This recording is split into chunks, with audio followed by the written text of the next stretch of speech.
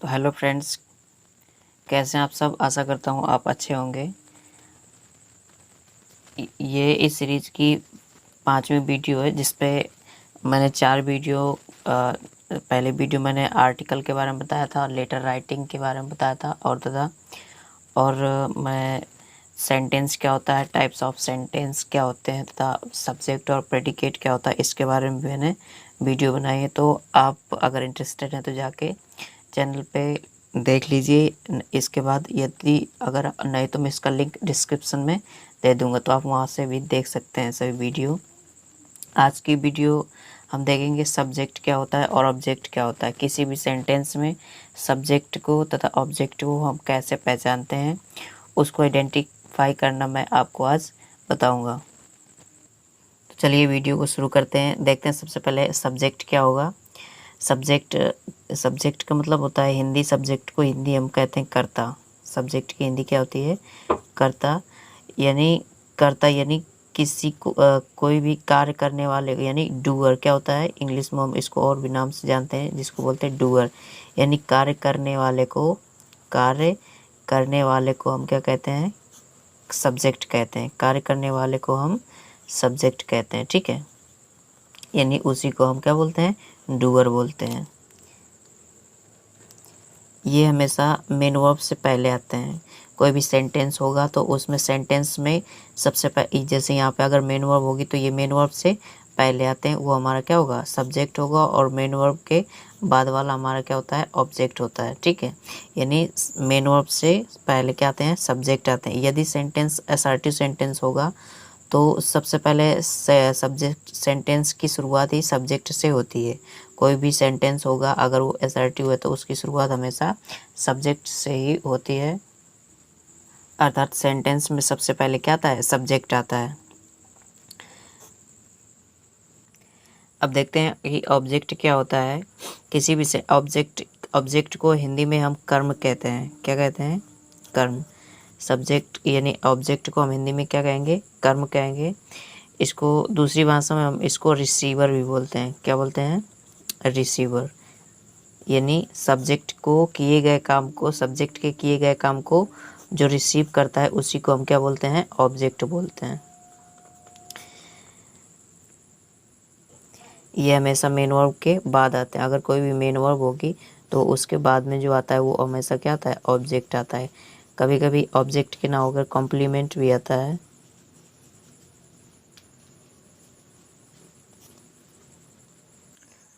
लेकिन मैं आपको बताऊंगा कि ऑब्जेक्ट को हम कैसे पहचानते हैं, ठीक है। किसी भी सेंटेंस में जब ऑब्जेक्ट हो तो उसको हम कैसे पहचानेंगे, और कॉम्प्लीमेंट हो तो वो भी पहचानेंगे, ठीक है। तो देखते हैं, कुछ एग्जाम्पल लेते हैं। लिखा है जिसमें example, Alice beats Rohan. Alice beats Rohan. तो सबसे पहले देखिए सब्जेक्ट को हम कैसे पहचानेंगे। जब किसी भी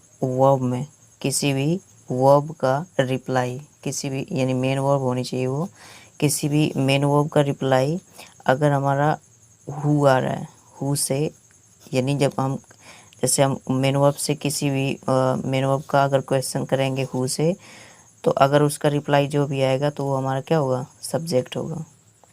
जैसे मैंने कहा कि एलिस बीट्स रोहन, तो मैंने कहा who beats Rohan, who beats Rohan. तो इसका मतलब अब एलिस रोहन को पीटता है, तो अब हु बीट्स रोहन, तो इसका मतलब क्या आएगा? एलिस। तो इसका मतलब सब्जेक्ट क्या होगा हमारा? इसमें एलिस होगा, ठीक है। अब मैंने कहा कि एलिस किस को पीटता है? हुम। यानी ऑब्जेक्ट कैसे पहचानेंगे? ऑब्जेक्ट यानी किसी भी वर्ब का रिप्लाई, किसी भी वर्ब का जब हम व्हाट से और हुम से, यानी व्हाट और हुम से क्वेश्चन करते हैं और उसका रिप्लाई जो भी आता है तो वो हमारा क्या होता है? ऑब्जेक्ट होता है। वो हमेशा मेरा क्या होगा? ऑब्जेक्ट होगा। जैसे मैंने कहा कि इसमें लिखा है एलिस बीट्स रोहन, तो एलिस हु बीट्स रोहन, तो ये एलिस तो क्या हो गया? हमारा सब्जेक्ट हो गया। अब मैंने कहा कि होम एलिस बीट्स, यानी एलिस ने किसको पीटा? तो रोहन को। यानी जो काम ये एलिस कर रहा है पीटने का, वो कौन रिसीव कर रहा है? रोहन कर रहा है। तो इसका मतलब इसमें ऑब्जेक्ट क्या होगा? रोहन होगा। ठीक है, देखिए दूसरा सेकंड देखते हैं हम। रूबी लव्स आर्या, यानी रूबी लव्स आर्या। तो who loves Arya? Who loves Arya, यानी रूबी आर्या से प्यार करती है। तो आर्या से कौन प्यार करता है? रूबी। तो इसका मतलब रूबी क्या होगा? यहाँ पे सब्जेक्ट होगा, है ना। और अब यहाँ पे ये क्या है? हमारे वर्ब है, मेन वर्ब है। अब यहाँ से मैंने कहा कि रूबी किसको प्यार करती है, यानी हुम लव्स रूबी। तो रूबी किसको प्यार करती है? आर्या को। तो आर्या यहाँ पे इसका क्या होगा? ये रिसीवर होगा। तो ये क्या हो जाएगा? हमारा ऑब्जेक्ट हो जाएगा। नेक्स्ट देखते हैं, लिखा है he followed me. He follow me, तो क्या होगा? He who followed me. Who followed me, यानी वह किसको मुझे कौन फॉलो करता है? तो कौन? ही फॉलो करता है ना। तो यहाँ पे ही क्या होगा? हमारा सब्जेक्ट हो गया। अब ऑब्जेक्ट ये क्या होगा? मी ऑब्जेक्ट होगा, यानी वह किसको फॉलो करता है? मी। तो यहाँ मुझे फॉलो करता है, तो ये क्या होगा? हमारा ऑब्जेक्ट होगा। ठीक है, एक सेंटेंस और लिखा है कि कबीर टॉट मी इंग्लिश। लिखा है Kabir taught me English, Kabir मुझे इंग्लिश पढ़ाता था, है ना। तो कबीर, अब who taught me English, who taught me English, Kabir, यानी मुझे इंग्लिश कौन पढ़ाता था? कबीर पढ़ाता था ना। तो यहाँ पे सब्जेक्ट क्या हो जाएगा? हमारा कबीर हो जाएगा। ठीक है, और फिर लिखा है कि whom taught इंग्लिश, यानी कबीर इंग्लिश किसको पढ़ाता है? मी, मुझे पढ़ाता है ना। तो यहाँ पे क्या होगा? ये ऑब्जेक्ट होगा। अच्छा देखिए, इसमें ऑब्जेक्ट दो हैं, एक ऑब्जेक्ट ये है और एक ऑब्जेक्ट ये है। अब देखिए वाट से जैसे रिप्लाई आता है ना, मैंने अभी कहा था इसमें कि ऑब्जेक्ट में वाट और हुम दोनों से रिप्लाई आता है, तो वो क्या होता है? ऑब्जेक्ट होता है। तो इसमें हुम तो ऑब्जेक्ट ये मी का है ना। लेकिन अब इसमें वाट का रिप्लाई क्या आ रहा है? इंग्लिश। मैंने कहा कि वाट टॉट कबीर मी, मतलब कबीर मुझे क्या पढ़ाता है? तो यहाँ पे क्या होगा? इंग्लिश पढ़ाता है। तो ये ऑब्जेक्ट ये भी हो जाएगा। तो ये ऑब्जेक्ट नंबर 1 होगा और ऑब्जेक्ट नंबर ये 2 होगा। अब देखिए इसमें ऑब्जेक्ट हमारा जो होता है, देखिए ऑब्जेक्ट हमारे दो टाइप के होते हैं। नंबर फर्स्ट होता है, इसमें नंबर फर्स्ट होता है डायरेक्ट ऑब्जेक्ट। कौन सा? Direct object. ठीक है, और दूसरा हमारा जो होता है वो होता है इनडायरेक्ट ऑब्जेक्ट। क्या होता है? Indirect object. तो डायरेक्ट ऑब्जेक्ट और इनडायरेक्ट ऑब्जेक्ट ये दो प्रकार के हमारे क्या होते हैं? ऑब्जेक्ट होते हैं। तो डायरेक्ट ऑब्जेक्ट क्या होता है और इनडायरेक्ट ऑब्जेक्ट क्या होता है? तो देखिए डायरेक्ट ऑब्जेक्ट हमारा वो होता है जो नॉन लिविंग में आते हैं, जो नॉन लिविंग में आते हैं।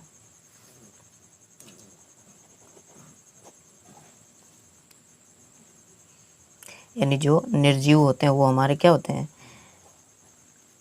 डायरेक्ट ऑब्जेक्ट होते हैं। और जो लिविंग होते हैं, जो लिविंग होते हैं वो क्या होते हैं? हमारे इनडायरेक्ट ऑब्जेक्ट होते हैं। अब जैसे लिविंग और नॉन लिविंग क्या होता है? देखिए लिविंग का मतलब सजीव, जिसमें जान होती है, सजीव वही तो होता है।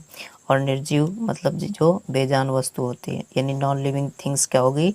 डायरेक्ट ऑब्जेक्ट, और लिविंग थिंग्स क्या होगी? Indirect object. जैसे इसमें एक लिखा था कि कबीर टॉट मी इंग्लिश, तो कबीर मुझे इंग्लिश पढ़ाता है। तो मुझे इंग्लिश पढ़ाता है तो इसका मतलब मैं तो जीवित हूँ ना। तो ये क्या होगा हमारा? ये मैं लिविंग हूँ ना। तो यहाँ पे हमारा ये कौन सा ऑब्जेक्ट होगा?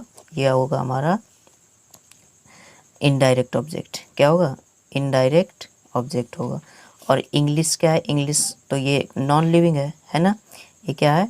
Non living. तो ये हमारा क्या हो जाएगा? ये हो जाएगा हमारा डायरेक्ट ऑब्जेक्ट। तो आशा करता हूँ आपको डायरेक्ट और इनडायरेक्ट ऑब्जेक्ट समझ में आ गया होगा। एक बार फिर से मैं बता दूँ, जो नॉन लिविंग होगा, जो नॉन लिविंग होगा, है ना, जो नॉन लिविंग होगा वो हमारा क्या होगा? डायरेक्ट ऑब्जेक्ट होगा। क्या होगा? Direct object. और जो लिविंग में होगा, जो लिविंग होगा वो हमारा क्या होगा? इनडायरेक्ट ऑब्जेक्ट होगा। इनडायरेक्ट ऑब्जेक्ट होगा। और भी कुछ अब एग्जाम्पल देखते हैं और आपको और क्लेरिफाई कर हो जाएगा। ठीक है, देखिए लिखा है सबसे पहला sentence, John was helping his mother all evening. तो who has helping his mother, तो हु हैज़, तो कौन हेल्प करता है, तो ये जॉन करता है। तो हु का रिप्लाई क्या आ रहा है, जॉन। तो ये हमारा जॉन क्या होगा यहाँ पे, सब्जेक्ट हो जाएगा। ठीक है। और फिर लिखा है किसकी मदद करता है, किसकी मदद करता है, हिज मदर। तो ये हिज मदर हमारा क्या होगा, ऑब्जेक्ट हो जाएगा यहाँ पे। ठीक है। नेक्स्ट लिखा है David and Lucy are living in London. तो David and Lucy, who living in London, David and Lucy, ये दोनों रहते हैं ना लंदन में। तो यहाँ पे ये क्या होगा, हमारा सब्जेक्ट हो जाएगा। ठीक है। Lucy, sorry, David and Lucy क्या होगा हमारा subject. Are living in London. तो देखिए इसमें ना तो हु का रिप्लाई आ रहा है और ना ही वाट का रिप्लाई आ रहा है। वेयर, यानी वेयर का आ रहा है, तो वेयर हमारा क्या होता है, ये हमारा यहाँ पे ऑब्जेक्ट नहीं होगा, ये हमारा क्या होता है, कॉम्प्लीमेंट होता है। क्या होता है, कॉम्प्लीमेंट। ठीक है। नेक्स्ट लिखा है Maria has lost her money. Who has lost her money, Maria. तो मारिया यहाँ पे क्या होगा, हमारा सब्जेक्ट होगा। और उसने क्या लॉस्ट कर दिया है, तो ये हर मनी, इसका मतलब ये हमारा क्या होगा, ऑब्जेक्ट। इसमें वाट का रिप्लाई आ रहा है ना, तो ये हमारा क्या होगा, ऑब्जेक्ट हो जाएगा। नेक्स्ट लिखा है कि sleeping on the floor hurt his back. यहाँ पे ये क्या है, स्लीपिंग हमारा क्या है, सब्जेक्ट है। ये मेन वर्ब नहीं है, ये क्या है, नाउन फ्रेज है। तो इसका मतलब ये क्या होगा, सब्जेक्ट होगा। ये हमारी एडवांस वर्ब होती हैं, जो नॉन फाइनाइट और फाइनाइट वर्ब होती हैं। On the floor hurt his back, back क्या है इधर, ऑब्जेक्ट हो जाएगा हमारा। ठीक है। The teacher wrote the question on the blackboard. तो the teacher, who wrote the question on the blackboard, तो टीचर। तो यहाँ पे ये टीचर क्या होगा, हमारा सब्जेक्ट होगा। रोट ऑन द क्वेश्चन हमारा क्या होगा, ऑब्जेक्ट होगा। वो क्या लिखते हैं ब्लैक बोर्ड पे, क्वेश्चन। तो यहाँ पे क्वेश्चन हमारा क्या होगा, ऑब्जेक्ट हो जाएगा। नेक्स्ट लिखा है Radha and Priya read the history carefully. तो who has read the history, Radha and Priya, ये हमारा क्या होगा, सब्जेक्ट हो जाएगा। क्या पढ़ती हैं वो, हिस्ट्री। तो द हिस्ट्री हमारा क्या होगा, ऑब्जेक्ट होगा। इधर लिखा next, Aman and his all the best friends visit the Taj. तो इधर क्या, इधर सब्जेक्ट और ऑब्जेक्ट आपको कमेंट बॉक्स में ये वाला बताना है कि क्या होगा इसका सब्जेक्ट और क्या होगा इसका ऑब्जेक्ट।